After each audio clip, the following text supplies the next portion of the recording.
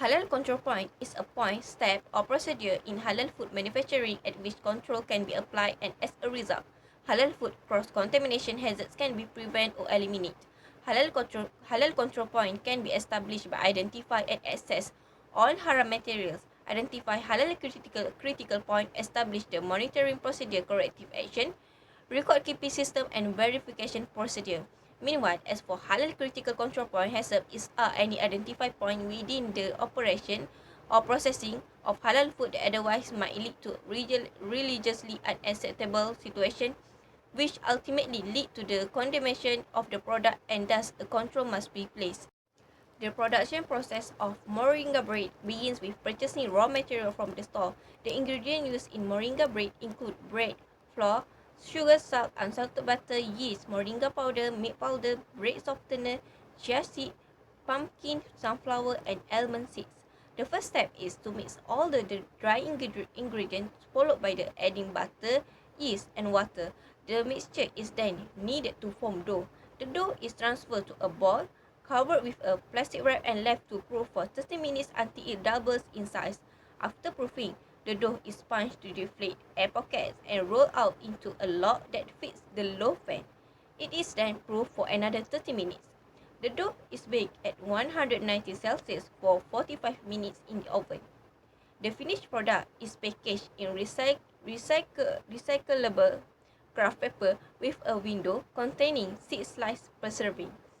The first process is purchasing and receiving raw materials. For the halal control point, when purchasing ingredients for halal product, it's critical to work exclusively with suppliers that have the proper halal certifications in place. Next is to verify supplier compliance. Thorough audits of the supplier's facilities and production processes must be conducted to ensure there is absolutely no risk of cross-contamination with any non-halal materials or substances.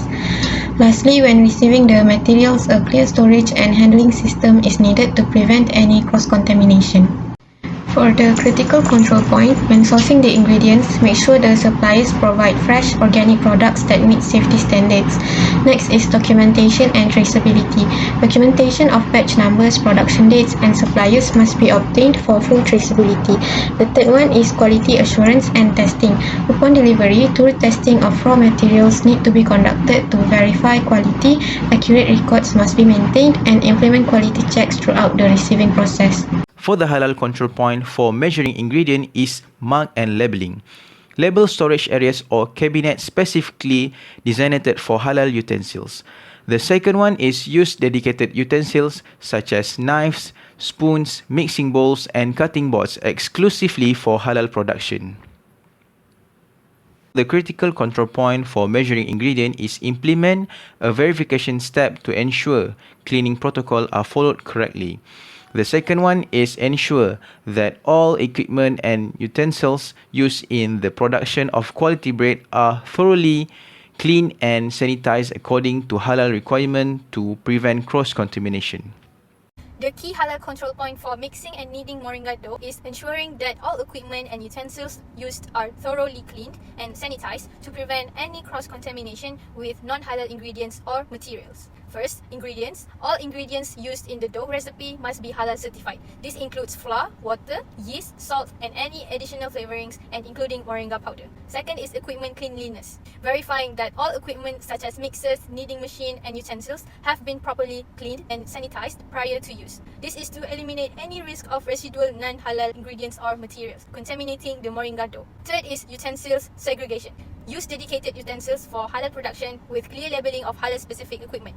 Fourth is cross-contamination prevention. Ensure physical separation from non-halal production lines and implement measures to prevent airborne contamination. The last one is documentation and supervision. Implementing a system to monitor and document the cleaning and sanitization activities to maintain traceability and demonstrate compliance with halal standards by maintaining strict control over the equipment, utensils, and work environment during the critical mixing and kneading steps. The manufacturer can ensure the halal integrity of moringa bread. Regular verification and documentation of this halal control point is essential for obtaining and maintaining halal certification.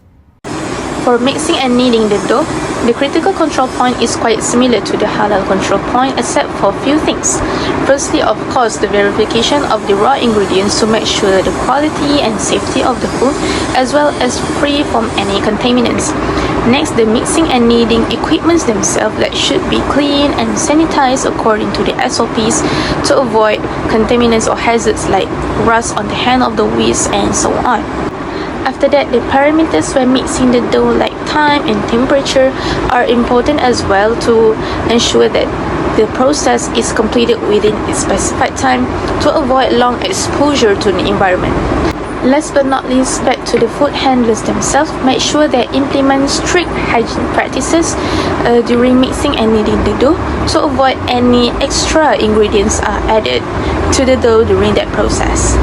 The fourth method that involved in Moringa bricks making process is proofing method.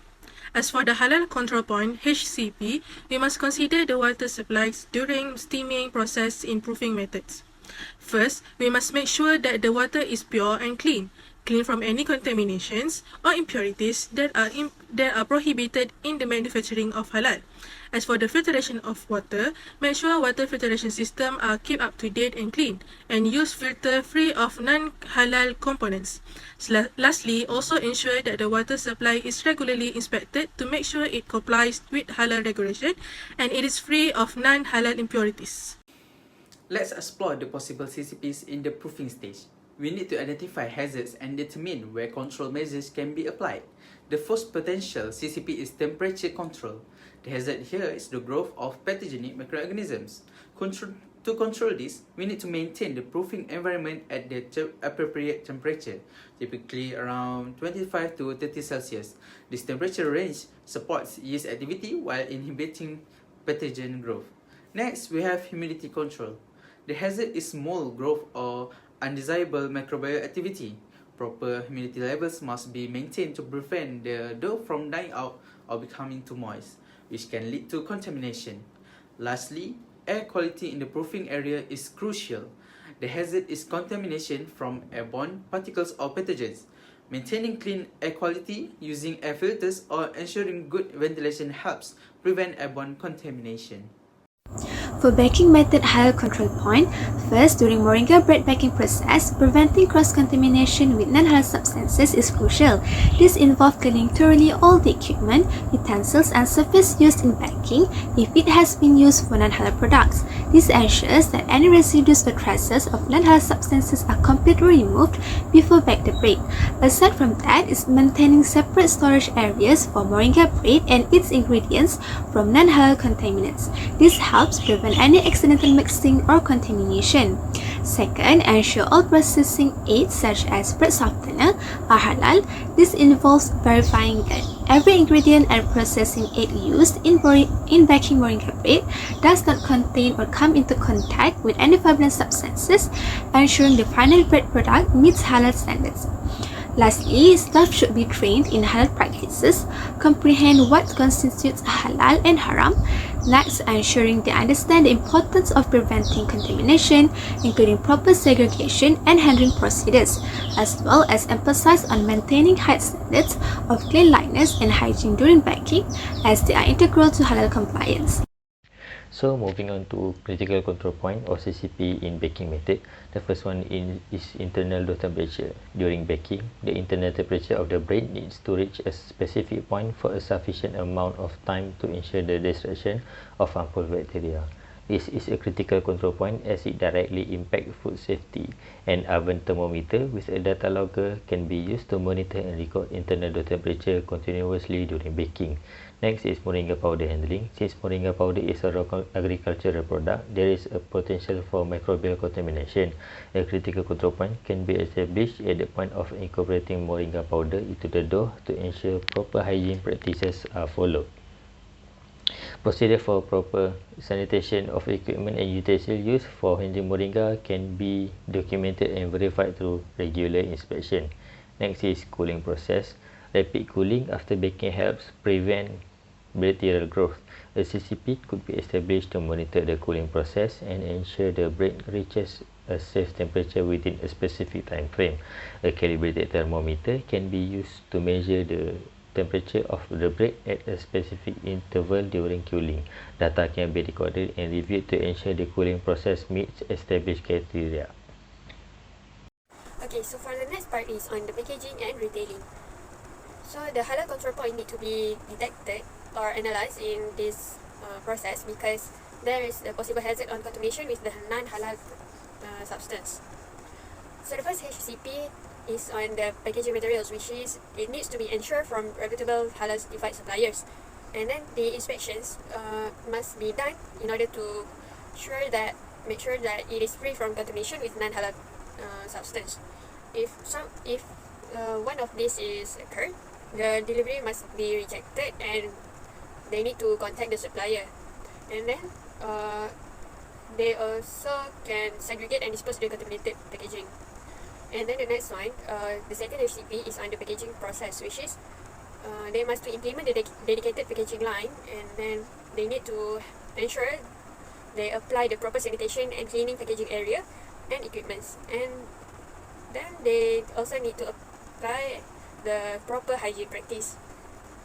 If one of these occurred, the products need to be segregated, and then they need to implement the stricter hygiene protocols. Also, if the area has been affected with non-halal substance, it needs to be cleaned and disinfected. The third HCP is on the labeling verification. So the label needs to be accurate and compliant with the regulations. It must be clearly state halal certification status and its logo. So if there is problems with labeling, it needs to be rectified immediately, and the distribution needs to be on hold. The fourth one is on the storage and transportation, which is the storage must be in the designated area with proper conditions. And then the storage and transportation also need to be protected from the contamination and spoilage. If there is the problems during the storage and transportation on the halal issues, the products need to be segregated. They need to implement stricter storage controls, and if the products that has contaminated, it need to be assessed on the impact and recall the product if necessary. And then the last one is on the retail display, which is the retail must be done in designated area, which is the products need to be separated from the non-halal products, and it also needs the clear signage, which is state if it is halal or non-halal. And then if there is the problem on the arrangement of the products, it needs to be rearranged, and they need to implement measures to educate retail staff.